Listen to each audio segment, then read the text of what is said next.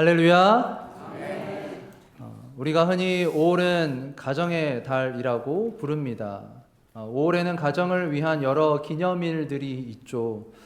벌써 지난주인데 5월 5일은 어린이날, 또 5월 8일은 어버이날, 그리고 오늘 우리가 예배드리는 이 주일이 미국에서는 5월 둘째 주 주일 마더스데이로 기념하고 보냅니다.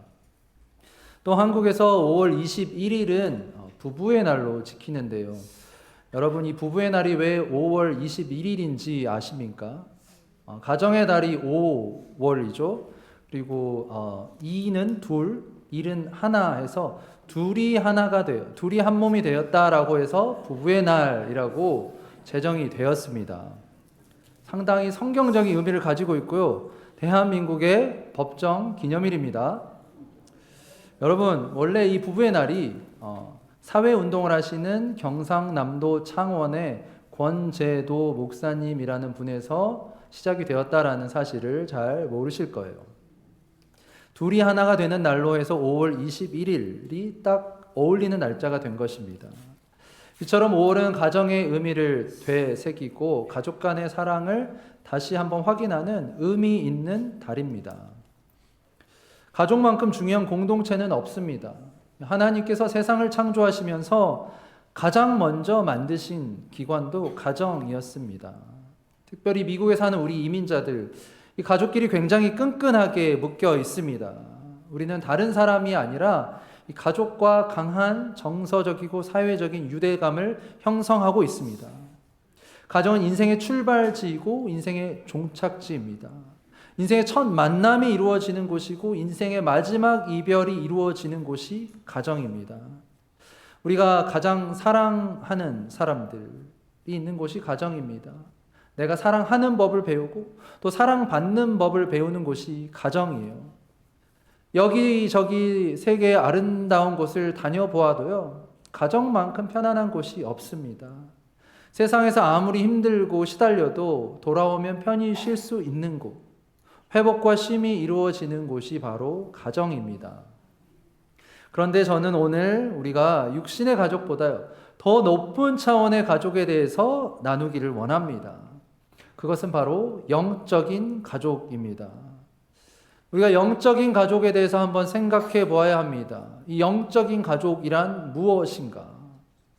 영적인 가족은 예수님을 주님으로, 구세주로 믿고 받아들인 모든 사람, 하나님 안에서 영적인 한 가족입니다. 이 가족은 문화, 혈연, 어떤 관습, 언어를 다 뛰어넘습니다. 예수님을 믿는 모든 사람들은 영적인 가족이 될 수 있습니다. 가족 같은 관계가 아닙니다. 진짜 가족입니다. 하나님 안에서 한 가족이에요. 오늘 우리가 예수님 말씀하신 영적인 가족에 대해서 주목해 보아야 합니다. 예수님이 가족의 개념을 넓히셨습니다. 예수님도 육신의 몸을 입고 이 땅에 오셨기 때문에 가족이 있으셨죠. 성령으로 잉태하셨지만 육신의 아버지 요셉, 또 어머니 마리아를 모시고 있었습니다. 또 예수님의 친동생들도 있었어요. 그러나 예수님은 단지 혈연 관계에 있는 사람들만 가족으로 불러주신 것이 아니라 하나님을 믿는 모든 사람들을 한 가족으로 불러주셨습니다. 그래서 오늘 이 아침에는 누가 예수님의 가족입니까? 라는 제목으로 우리 함께 말씀을 살펴보길 원합니다. 예수님이 공생의 사역을 시작하시고요, 이제 하루하루 분주하게 시간을 보내시는데 갑자기 어느 날 예수님의 어머니 마리아와 예수님의 친동생들이 찾아왔습니다. 그들이 찾아온 이유가 무엇입니까? 그들이 찾아온 이유는 예수님에 대한 안 좋은 소문을 들었기 때문입니다. 예수님이 공생의 사역을 시작하신 후에 예수님에 대한 안 좋은 소문이 퍼지게 되었는데 그 소문이 무엇인가? 그것이 마가복음 3장 21절에 나오는데요. 예수의 친족들이 듣고 붙들러 나오니 이는 그가 미쳤다 하밀러라. 예수님이 공생의 사역을 시작하시고 사람들의 입에 여러 가지 다양한 표현들이 이제 오르내리고 있었습니다. 그때 예수님의 가족들이 들은 예수님에 대한 가장 충격적인 소식이 무엇이었는가? 예수님이 미쳤다라는 것입니다. 21절에 그가 미쳤다에서 이 미쳤다라는 헬라어 단어 원어를 보면 엑세스테라고 합니다. 이 단어는 현재 상황이나 현상에 대해서 정상적으로 이해가 불가능하다라는 의미입니다. 쉽게 말해서 지금 예수님은 정상이 아니다. 예수님 정신이 이상하다. 예수님에 대해 이상한 소문이 지금 퍼져 있는데 우리가 예수를 누구보다도 잘 알지 않느냐. 더 이상 그 이상한 소문으로 우리 가족에 대한 명예가 실추되기 전에 얼른 예수를 데리고 집으로 가야 되겠다라고 해서 예수님을 찾아온 것입니다. 예수님의 가족들은 예수님을 자신의 아들, 형, 오빠로만 이해했죠. 어려서부터 예수님과 같이 자라왔습니다. 예수님을 조금은 특별하고 비범하다라고 생각은 했을지만 예수님을 하나님의 아들이신 메시아, 그리스도라고 생각은 꿈에도 못했을 거예요. 그들은 예수님을 혈통적으로만 알았습니다. 육신적으로만 알았지 메시아 되시는 예수님, 하나님의 아들이신 예수님을 믿지 못했습니다. 당시 예수님에 대한 어떤 소문이 있었길래 사람들이 예수님을 미쳤다라고 했을까요? 예수님에 대한 이 두 가지 소문이 있었는데 첫 번째는 예수라는 자가 자칭 자신을 하나님의 아들로 소개하면서 귀신을 쫓고 병을 고친다라는 거예요. 그리고 두 번째 소문은 예수라는 자가 그냥 귀신 들린 미친 사람이다라는 것입니다. 그래서 실제로 오늘 본문 앞에 보면 이 예수님의 소문이 예루살렘, 먼 예루살렘에까지 퍼졌던 것 같습니다. 예루살렘에서 서기관들이 예수님에 대한 소문을 듣고 예수님을 비난하고 정죄하기 위해 찾아온 것입니다. 그것이 마가복음 3장 22절인데요. 예루살렘에서 내려온 서기관들은 그가 바알세불이 집혔다 하며 또 귀신의 왕을 힘입어 귀신을 쫓아낸다 하니, 서기관들이 예수님 보고 귀신의 왕을 힘입어 귀신을 쫓아낸다라고 예수님을 음해하고 모함했습니다. 예수님의 가족들이나 이 예수님을 음해한 예루살렘에서 온 서기관들은 예수님에 대해서 제대로 알지 못한 것이죠. 예수님이 미쳤다, 예수님이 귀신 들렸다라고 오해했습니다. 그리고 그들이 그렇게 말한 이유는 예수님을 인간적인 눈으로 보았기 때문입니다. 자신들의 선입견과 오해를 가지고 예수님을 바라보았기 때문에 예수님을 하나님의 아들로 보지 못했습니다. 이것은 단지 예수님 시대 사람들만의 문제가 아니죠. 오늘날에도 수많은 사람들이 예수님을 오해합니다. 자신들의 왜곡된 인식과 편향적인 시각으로 예수님을 바라보고 판단합니다. 세상 사람들은 당연히 예수님을 믿지 않죠. 예수님을 하나님의 아들로 믿고 메시아로 받아들이지 않습니다. 예수님을 불신하고 예수님을 거부합니다. 그런데 그것이 다가 아닙니다. 교회에 다니는 사람들도 예수님을 오해합니다. 어떤 사람들은 예수님을 마치 자신의 삶의 문제, 모든 문제를 해결해 주는 만능 열쇠처럼 여깁니다. 그러다가 자신의 문제가 해결되지 않으면 실망하고 예수님을 떠나기도 합니다. 또 어떤 사람들은 예수님을 윤리적이나 도덕적인 가르침을 주는 선생님으로 받아들입니다. 예수님을 하나님의 아들이신 메시아 그리스도로 받아들이지 않아요. 또 어떤 사람들은 예수님을 자기 편으로 생각합니다. 그래서 정치적, 이념적 갈등 안에 예수님은 내 편이고 상대방, 반대편에 있는 그 상대방을 정죄합니다. 또 어떤 사람들에게는 형식적인 종교 생활이 예수님을 대신합니다. 교회에는 나옵니다. 예배에는 참석을 해요. 헌금도 드립니다. 봉사도 합니다. 그러나 정작 예수님과의 인격적인 관계, 예수님을 알아가려는 노력은 하지 않습니다. 결국 이러한 사람들은 예수님을 온전히 알아가려고 하는 마음보다는 내가 이미 예수님을 어느 정도 잘 알고 있어 라고 하는 자기 중심적인 생각에서 비롯된 것이죠. 이것은 예수님에 대한 잘못된 편견과 오해에서 출발한 것입니다. 예수님의 가족들은 예수님이 사람들을 몰고 다니면서 이상한 소문들, 이상한 일을 한다라는 그 소문을 들었는데, 그래서 그들이 멀리서부터 찾아와요. 한 주석에 보면 예수님이 당시 이 갈릴리 지방에서 사역을 하고 계셨고 예수님의 고향이 나사렛이죠. 나사렛 지역은 이 갈릴리와 약 30km 정도 떨어져 있습니다. 그렇다면 예수님의 어머니와 친동생들이 예수님을 일부러 만나기 위해 먼 나사렛에서 30km를 걸어서 예수님을 찾아온 것입니다. 그런데 흥미로운 것은 막상 예수님을 찾아와서는 예수님을 보러 들어가지를 않아요. 대신 예수님께 사람을 보냅니다. 그러면서 예수야 우리가 왔다 라고 그 말을 대신 전달을 하는 것입니다. 그것이 오늘 31절 말씀에 나와 있습니다.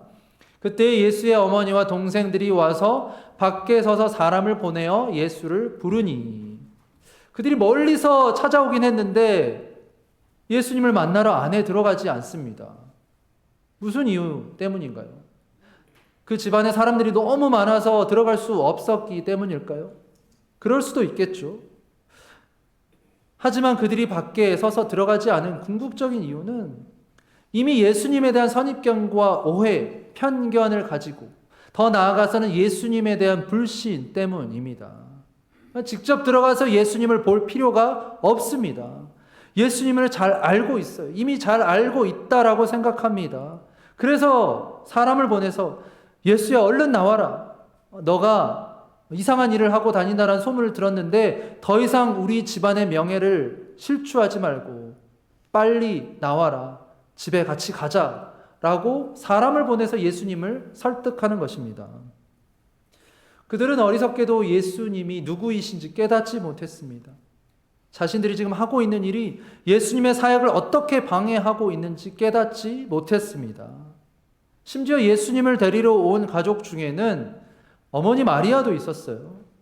어머니 마리아, 가브리엘 천사를 통해서 하나님의 아들 메시아를 잉태하게 될 것이다라는 놀라운 기적을, 놀라운 메시지를 받았습니다. 그리고 실제로 인간의 관계가 아닌 성령으로 예수 그리스도를 잉태하게 되는 놀라운 기적을 직접 체험했습니다. 그런데도 지금 마리아는 예수님의 이 공생의 사역에 대해서 이해를 하지 못합니다. 여러분, 우리가 한 번, 두 번 가지는 특별한 경험으로는요, 예수님을 온전히 알 수 없습니다. 사람들은 예수님을 특별하게 경험하면 신앙이 깊어지고 예수님을 더 잘 알 것이라고 생각을 합니다. 그러나 예수님을 만나는 특별한 경험을 하고도요, 예수님을 잘 모를 수 있습니다. 예수님과의 친밀한 관계에 있지 않을 수 있습니다. 예수님의 어머니와 동생들이 예수님을 잘 모른다라고 했죠. 그것을 알려주는 오늘 31절의 상징적인 단어가 밖에입니다. 밖에 서서. 그들은 문 밖에 서 있었습니다. 육신적으로는 예수님을 잘 알고 가까운 사이였는지 모르지만 그들은 영적으로는 문 밖에 서 있었습니다. 오늘날 많은 사람들이 교회 다니며 예수님을 믿는다라고 합니다. 10년, 20년, 30년 그 이상 교회를 다니면서 신앙생활 하는데 정작 그들의 믿음을 보면 여전히 밖에 머물러 있습니다. 여전히 밖에 머물러 있고요. 초보 신앙입니다. 예수님을 더 이상 알려고 하지 않습니다. 예수님과 친밀한 관계 안으로 들어가려고 하지 않습니다. 여전히 교회는 다니지만 내 자아, 내 욕심, 내 이기심을 채우려고 자리에 앉아 있습니다. 교회라는 건물 안으로는 들어오지만 예수님과의 친밀한 관계 안으로는 들어가려고 하지 않습니다. 요한계시록 2장과 3장에 보면 이 소아시아 7교회가 나오죠. 그 중에 마지막에 나오는 교회가 라오디게아 교회입니다. 이 라오디게아 교회는 주님께 책망받은 교회입니다. 뜨겁지도 차갑지도 않은 미지근한 신앙으로 인해서 예수님께 책망받은 교회입니다. 이 교회에 대해서 주님이 계시록 3장 16절에 이렇게 말씀하세요. 내가 이같이 미지근하여 뜨겁지도 아니하고 차지도 아니하니 내 입에서 너를 토하여 버리리라. 내 입에서 너를 토하여 버리리라. 이것은 예수님이 하신 무서운 경종의 말씀입니다. 오늘날의 많은 교회와 성도들이 예수님과의 친밀함을 잃어버렸습니다. 예수님은 우리와 친밀한 관계를 원하시는데 우리는 뜨겁지도 차갑지도 않은 미지근한 라오디게아 성도들과 같은 거예요. 친밀함을 잃어버린 라오디게아 성도들, 친밀함을 잃어버린 오늘날 많은 그리스도인들. 그런데도 주님은 포기하지 않으시고 다시 한번 기회를 주십니다. 계시록 3장 20절 말씀 우리 같이 읽겠습니다. 볼지어다 내가 문 밖에 서서 두드리노니 누구든지 내 음성을 듣고 문을 열면 내가 그에게로 들어가 그와 더불어 먹고 그는 나와 더불어 먹으리라. 아멘. 여러분 이 말씀 많이 들어보셨을 거예요. 이 구절이 보통 이 전도 집회에 구원 초청을 위한 구절로 많이 쓰입니다. 예수님을 믿지 않는 사람들을 예수님을 믿도록 그 초청하는 구절로 많이 쓰여요. 그런데 사실 이 말씀 구절은 안 믿는 사람들을 위한 구절이 아닙니다. 이 말씀 구절은 믿는 성도들에게, 교회에게 주님이 주신 말씀입니다. 이미 교회 다니고 있는 성도들에게, 어느 정도 신앙의 연수가 있고 신앙생활 하고 있는 성도님들에게 주님이 너의 마음 문을 열어라. 내가 너를 더 알기를 원한다. 내가 너와 들어가 먹고 마시며 너와 친밀한 관계를 맺기를 원한다라고 주님이 초청하시는 것입니다. 오늘 주일 예배에 나오신 여러분 모두가 영적으로 밖에 있는 자가 아니라 예수님과 친밀한 안에 있는 자들이 되시기를 주님의 이름으로 축복합니다. 이제 예수님에게 사람들이 와서 전하죠. 예수님, 당신 가족들이 지금 당신을 보려고 왔습니다. 밖에서 기다리고 있습니다. 라고 알려주죠. 그 말을 들으신 예수님이 어떻게 반응하십니까? 예수님은 자기 주위에 둘러앉은 사람들을 보시면서 이렇게 말씀하셨습니다. 34절 같이 읽습니다. 둘러앉은 자들을 보시며 이르시되 내 어머니와 내 동생들을 보라. 예수님이 자기 주변에 둘러앉은 사람들을 보시면서 너희들이 내 어머니고 너희들이 내 동생이다 라고 말씀하셨습니다. 그런데 여기에 분명한 한 가지 조건을 더 붙입니다. 오늘 말씀의 가장 중요한 핵심 구절인데요. 35절 말씀 같이 읽겠습니다. 누구든지 하나님의 뜻대로 행하는 자가 내 형제요 자매요 어머니이니라. 아멘. 누구든지 하나님의 뜻대로 행하는 자가 내 형제요 자매요 어머니다라고 예수님 말씀하셨습니다. 누가 예수님의 가족이에요? 예수님의 주변에 앉아 있을 뿐만 아니라 주변에 앉아 있는데 그 중에서도 하나님의 뜻대로 행하는 자가 예수님의 형제요 자매요 어머니다라고 말씀하셨습니다. 여러분이 하나님의 뜻, 영어로는 God's will, 이 하나님의 뜻이 무엇일까요? 이 하나님의 뜻은 먼저 예수를 그리스도로 알고 믿고 나의 주님으로 모시는 것을 말합니다. 먼저 예수님을 믿는 것이 하나님의 뜻입니다. 예수님을 하나님의 아들로 믿고 예수님이 나를 위해 십자가에서 나의 죄를 위해 죽으신 것을 믿는 것이 하나님의 뜻입니다. 여러분 예수님을 다 하나님의 아들로 믿으시죠? 아멘. 그런데 거기 그쳐서는 안 됩니다. 더 나아가서 하나님의 뜻이란 예수님의 가르침대로 사는 것을 말합니다. 예수님을 믿게 되면요, 예수님의 가르침, 예수님의 말씀대로 살아야 합니다. 오늘날 교회에 다니는 사람들은 많은데 정작 예수님의 가르침대로 사는 사람들은 드물어요. 예수님 당시 예수님을 따라다닌 두 부류의 사람들이 있었습니다. 첫 번째는 군중이에요. 그들은 예수님에 대해서 어느 정도 알고 있었습니다. 예수님에 대한 지식이 있었고 그들은 예수님을 따라다녀요. 그런데 예수님이 주시는 것에만 관심이 있었습니다. 예수님이 병을 고치고 귀신을 쫓아내고 먹을 것을 주시자 따라다녔어요. 오늘 본문에 예수님의 주위를 둘러싼 사람들 중에서는 분명히 무리도 있었습니다. 그러나 예수님은 너희들이 나와 물리적으로 가까이 있다라고 해서 다 가족이 아니다 라고 말씀하셨습니다. 누가 나의 가족인가? 하나님의 뜻대로 행하는 자가 나의 가족이다 라고 주님 말씀하셨습니다. 하나님의 뜻을 아는 것이 아닙니다. 알고 끝나는 것이 아니라 하나님의 뜻을 알고 그 뜻대로 행하는 자가 나의 가족이다, 예수님의 가족이다라고 분명히 구분지어서 말씀하셨습니다. 하나님의 뜻을 행하는 자들, 다시 말해 그 예수님의 말씀을 지키며 행하며 순종하는 자들을 가리켜서 우리는 제자라고 합니다. 이 첫 번째 예수님을 따르는 사람들이 군중, 무리였다면 두 번째 제자들이에요. 복음서에 보면 예수님이 제자들을 정의하는 그런 여러 구절들이 나오는데 두어 구절만 우리가 살펴보면요. 먼저 요한복음 8장 31절 말씀 같이 읽습니다. 그러므로 예수께서 자기를 믿은 유대인들에게 이르시되 너희가 내 말에 거하면 참으로 내 제자가 되고. 누가복음 9장 23절 말씀 같이 읽습니다. 또 무리에게 이르시되 아무든지 나를 따라오려거든 자기를 부인하고 날마다 제 십자가를 지고 나를 따를 것이니라. 아멘. 이 두 구절을 종합하면요, 예수님의 제자는 단순히 지식으로 아는 것에 그치는 것이 아니라 삶으로 예수님의 말씀을 살아내는 자, 곧 자기 자신을 부인하고 날마다 예수님이 지신 그 십자가를 지고 나도 따라가야 한다라는 자기 부인의 신앙이 있는 사람을 제자라는 것입니다.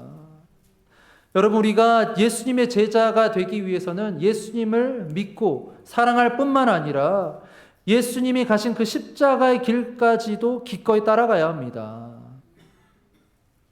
미국에서 4명의 신학자들이 모여서 각자 좋아하는 성경 번역본에 대해서 토론을 하고 있었습니다.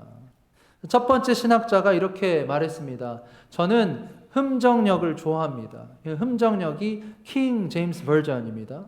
저는 흠정역을 좋아하는데 그 이유는 이 흠정역의 문장이 고전적이고 또 시적인 아름다움이 있을 뿐만 아니라 하나님의 말씀으로 더 웅장하게 저에게 다가와서 저는 흠정역을 좋아합니다라고 말을 했습니다. 그러자 두 번째 신학자가 저는 표준역을 좋아합니다라고 말을 했습니다. 이 표준역은 American Standard Version입니다. 이 표준역은 원문에 충실하고 또 히브리어와 헬라어 원어에 가깝게 번역이 되었기 때문에 저는 이 표준역을 가장 좋아합니다라고 두 번째 신학자가 말을 했습니다. 그러자 세 번째 신학자는 저는 NIV 성경 번역본을 제일 좋아합니다라고 말을 했습니다. 우리가 잘 아는 성경이죠. NIV 성경 번역본. 이 NIV 성경 번역본은 오늘날 우리가 쉽게 이해할 수 있고 읽을 수 있거든요. 그래서 세 번째 신학자는 NIV 성경 번역본이 가장 좋다라고 말을 했습니다. 그런데 네 번째 신학자는 아무 말이 없었습니다. 그래서 나머지 신학자들이 그에게 물었습니다. 당신의 의견은 어떻습니까? 당신은 어떤 번역본을 가장 좋아하십니까? 그러자 그가 이렇게 대답했습니다. 저는 저희 어머니가 번역하신 성경을 가장 좋아합니다. 저희 어머니는 성경을 직접 종이에 옮겨 적으신 것은 아니지만 그 말씀을 삶에서 실천하시더라고요. 그래서 저는 저희 어머니의 말과 행동, 그 기도하시는 모습, 사랑과 헌신, 희생, 그 용서, 인내의 모습 속에서 하나님의 말씀을 보았습니다. 그래서 저는 저에게 어머니의 삶이 지금까지 본 어떤 성경보다 가장 감동적이고 가장 신뢰할 만한 번역이라고 생각을 합니다. 라고 네 번째 신학자가 이렇게 말을 했습니다. 사랑하는 여러분, 오늘 마더스데이입니다. 이 땅에 많은 어머니들이 자녀들에게 성경 말씀을 가르치기도 하시지만 무엇보다도 말씀을 살아내신 분들입니다. 저의 경우도 한국에 계신 저희 어머니, 또 얼마 전에 천국에 가신 할머니를 생각해 봐도 그래요. 오늘 여기 앉아 계신 어머니들 중에도 많은 분들이 삶에서 말씀을 번역하면서 직접 살아내셨을 거예요. 자녀들에게 하나님의 말씀을 가르치셨을 것입니다. 자녀들을 위해 기도하셨을 것이고 자녀들을 위해 기도하는 법을 가르치셨을 거예요. 오늘 마더스데이에 우리에게 말씀을 삶으로 보여주신 어머니 또 아버지께 감사드리고 또 여러분들이 어머니로 아버지로 이 땅에서 예수님의 말씀을 실천하는 제자로 살아가시기를 주님의 이름으로 축복합니다. 혹시 여러분 중에 그런 어머니, 그런 아버지를 못 두셨다면요, 여러분들이 그런 믿음의 어머니, 믿음의 아버지가 되시기를 주님의 이름으로 축복합니다. 여러분, 누가 예수님의 가족입니까?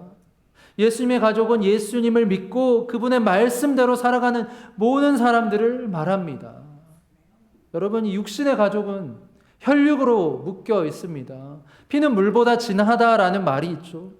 그러나 예수님을 믿는 모든 사람들은 피보다 더 중요한 것으로 묶여 있습니다. 피보다 더 중요한 영원한 것으로 묶여 있습니다. 그것이 무엇인지 아세요? 바로 예수 그리스도의 보혈입니다. 우리는 예수 그리스도의 보혈의 피로 묶인 한 가족, 한 공동체입니다. 우리 믿음의 신앙의 공동체 안에 같이 신앙생활 하다 보면 다양한 사람들이 있어요. 우리는 예수님을 믿지만 우리의 성격과 성향이 다 다릅니다. 나와 맞는 사람들도 있지만 나와 맞지 않는 사람들도 있습니다.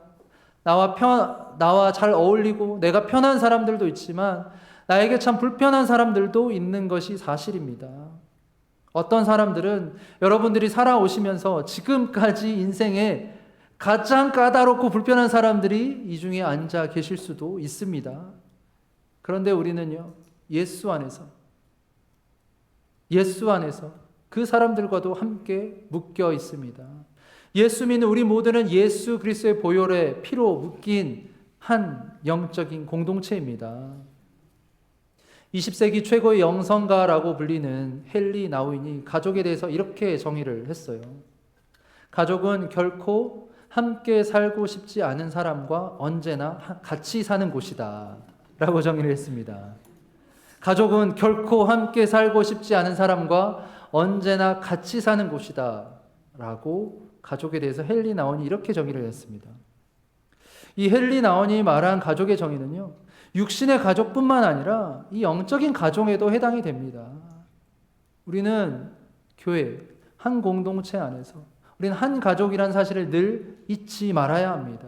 우리가 서로 안 맞아도요, 때로는 의견이 다를 수가 있죠. 그래도 우리는 한 공동체, 한 가족이라는 사실을 인식하고 인정해야 합니다. 서로 맞지 않아도 우리가 힘을 합쳐서 때로는 노력하고 내 것을 내려놓고 포기하고 힘을 합쳐서 하나 되는 곳이 교회 공동체입니다. 저는 기대합니다. 우리 교회 영적인 가족들이 올 가족의 달을, 가정의 달을 맞이하여 진정한 가족의 의미를 다시 한번 되새기는 시간이 되기를 기대합니다. 여러분, 육신의 가족도 소중합니다.